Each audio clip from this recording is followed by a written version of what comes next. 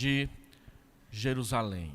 Também quero convidar os irmãos a abrirem a sua Bíblia, em Lucas, capítulo 1, versículo 1 a verso 4. Eu vou ler na Nova Versão Internacional. Muitos já se dedicaram a elaborar um relato dos fatos que se cumpriram entre nós, conforme nos foram transmitidos por aqueles que desde o início foram testemunhas oculares e servos da palavra.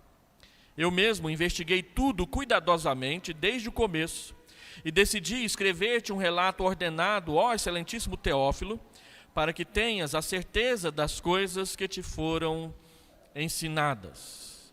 Deixa eu falar aqui algumas coisas, algumas questões, algumas verdades, como fundamento histórico do evangelho no qual nós cremos. Lucas, ao abrir o seu evangelho, os irmãos se lembram que Lucas, ele tem por objetivo apontar a plena humanidade de Jesus. Ele mostra que a humanidade de Jesus não foi uma invenção, mas foi algo profundamente e fundamentalmente histórico. Jesus de fato viveu entre nós, Deus de fato se encarnou e esteve entre nós. Lucas fala a respeito do Evangelho, e ao ler esse pequeno relato de introdução ao seu Evangelho, ele mostra em primeiro lugar que o Evangelho é um relato de fatos históricos transmitidos por testemunhas oculares. Você não está depositando a sua fé numa mentira. Você não está depositando a sua fé numa fábula.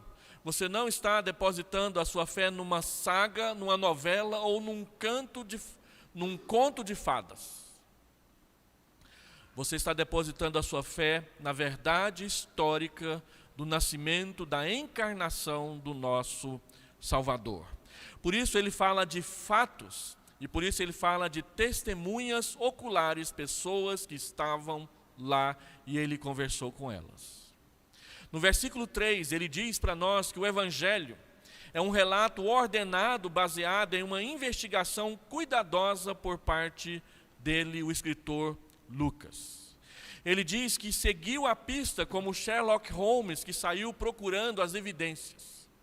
Ele foi aos lugares, ele procurou as pessoas, ele se assentou com Maria, ele conversou com Pedro, ele andou com João, ele viu aqueles pescadores, ele foi procurar aquele cego, ele esteve em contato com aquelas pessoas, ele seguiu a pista e ele foi cuidadoso, ele pesquisou detalhes. Eu terminei de publicar um livro que era para ser fino e ficou grosso.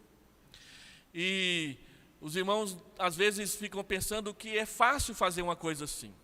Quando eu terminei de escrever, ele disse, terminei, um amigo meu, um pastor, mandou uma mensagem dizendo, eu vou ganhar um de presente? 6 anos de pesquisa. Aliás, 12 anos de pesquisa, 6 anos escrevendo. E vou te dar assim, de lambuja, de mão beijada. Tive que ler muitas atas, com cheiro de livro velho. Tive que entrar em salas empoeiradas, mexer em armários antigos, cuidadosamente procurando traduzir textos com o meu péssimo inglês, para que você pudesse conhecer a história da sua igreja no seu estado. Lucas fez muito mais do que eu fiz, ele foi cuidadoso.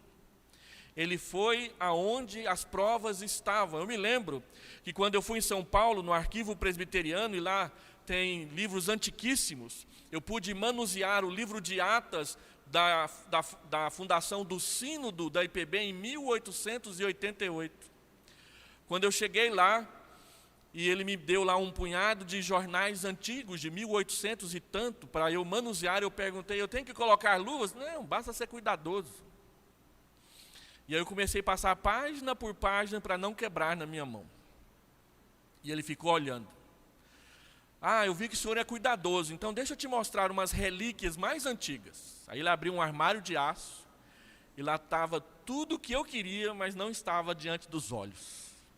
Esse livro de 1888, as atas de 1924 e 1926, que entregaram o campo de Goiás para a missão oeste do Brasil, vários relatos, e um livro antiquíssimo chamado Arquivo Carvalhosa, que eram os relatórios pastorais de um pastor que aprendeu a evangelizar com o próprio Simonton, aqui no Brasil. Lucas diz que fez isso com Jesus. Ele seguiu a pista, ele foi conversar com as pessoas, ele leu os relatos, e ele então organizou o material para que ficasse fácil de entender. Então ele diz que ele escreveu um relato ordenado, baseado numa investigação cuidadosa dos fatos. Ele não mentiu, ele não enganou, ele não trapaceou, ele simplesmente narrou o que ele descobriu na sua pesquisa. E é importante sabermos disso porque Lucas não viu Jesus. Ele conheceu os apóstolos, mas ele não andou com Jesus. A fé de Lucas é igualzinho à nossa. Ela veio depois. E terceiro, Lucas diz que o objetivo do Evangelho é para que você, ó excelentíssimo Teófilo, tenha certeza das coisas que ouviu, aprendeu e creu. Lucas escreveu o Evangelho para que você, irmão, irmã aqui presente, você que nos acompanha pela internet, tenha certeza dos fatos da sua fé. Não seja alguém que tem dúvidas, não seja alguém que desconfie da verdade, não seja alguém que abrace o ceticismo para não acreditar naquilo que ouve e está diante dos seus olhos. Ele então chama a nossa atenção que ele escreveu o Evangelho de Lucas com um objetivo intencional muito claro, dar segurança para a sua fé. Então, deixa eu fazer 3 aplicações para você. Primeiro, você não depositou a sua fé numa fábula, numa saga, numa novela ou num conto de fadas, mas na história real e verdadeira da encarnação, da vida, da morte, da ressurreição e da exaltação de Jesus Cristo, Senhor de todas as coisas. O Evangelho não veio para te ludibriar ou iludir, nem desiludir. Ele veio para te conduzir a Deus. Segundo, o relato que você recebeu do Evangelho é genuíno e foi obtido com responsabilidade diligente.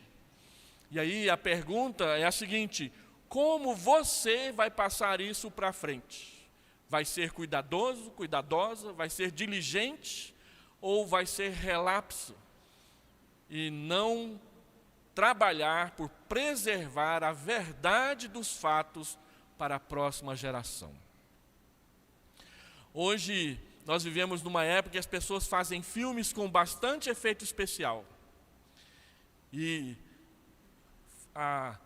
entusiasmados com aquilo que a imagem pode nos mostrar.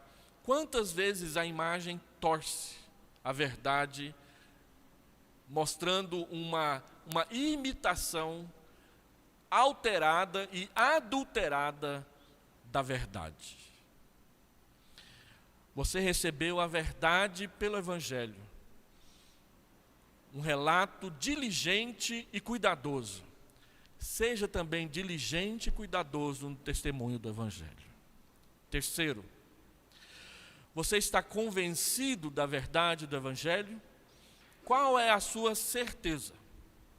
Nós vivemos no tempo da pós-modernidade e do pós-modernismo, que diz que não se pode ter certeza de nada.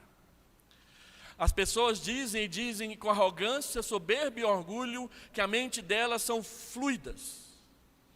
Eu tenho amigos que hoje diz que é católico, amanhã diz que é presbiteriano, depois da manhã já está no candomblé. Porque diz que a verdade, ela é fluida, ela escorre pelas mãos e você não pode pegá-la nunca. Então você vai conforme o tempo. Deixa a vida me levar, diz uma canção brasileira muito famosa e muito cantada em certos lugares. Mas a Bíblia diz que não é a vida que nos leva, é Deus.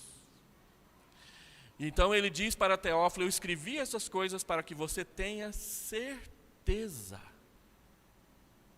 Embora nós não conheçamos a Jesus plenamente, nós o conhecemos o suficiente para ter certeza. Então, qual é a sua certeza? Se você sair daqui nessa noite, naquele semáforo ali, onde todo mundo vive quebrando a lei, e for atropelado de forma estranha, e quando abrir os olhos, vai ver tudo branco e cheio de nuvem, e umas asas batendo daqui e outras dali, será que é isso mesmo que você vai ver? Ou vai ser uma coisa mais ou menos diferente? Tem a história do Joãozinho, que estava assistindo uma aula, e a professora, dando aula de ciências, ela disse, embora a baleia seja um animal muito grande, ela tem uma garganta muito pequena, impossível um ser humano passar por ali. E o Joãozinho lá no fundo diz, mas ela engoliu Jonas. E a professora ouviu e repetiu, a baleia, apesar de ser um animal muito grande, tem uma garganta muito pequena, impossível passar um homem. E aí o Joãozinho disse, quando eu chegar lá no céu, vamos ver se é isso mesmo. E a professora então retrucou, mas e se for para o inferno? Aí o Joãozinho diz, a senhora pergunta. Porque eu não vou para lá. Para onde você vai? Qual é a sua certeza? Muitos de nós, apesar de frequentarmos a igreja, apesar dos nossos nomes estar há um bom tempo lá no hall de membros, não temos certeza de nada. Não conhecemos Jesus como poderíamos ter conhecido e estar conhecendo. Muitos sequer estão frequentando a igreja há um bom tempo e aparecem aqui uma vez ou duas vezes por ano. O que isso quer dizer? Lucas escreveu o Evangelho para que você tenha plena certeza dos fatos que você aprendeu e viva de acordo com eles. Nós estamos aqui para glorificar o nome daquele que se encarnou, o Cristo, o Rei, aquele que nós vemos a sua mão nas estrelas. O coral vai cantar mais um hino,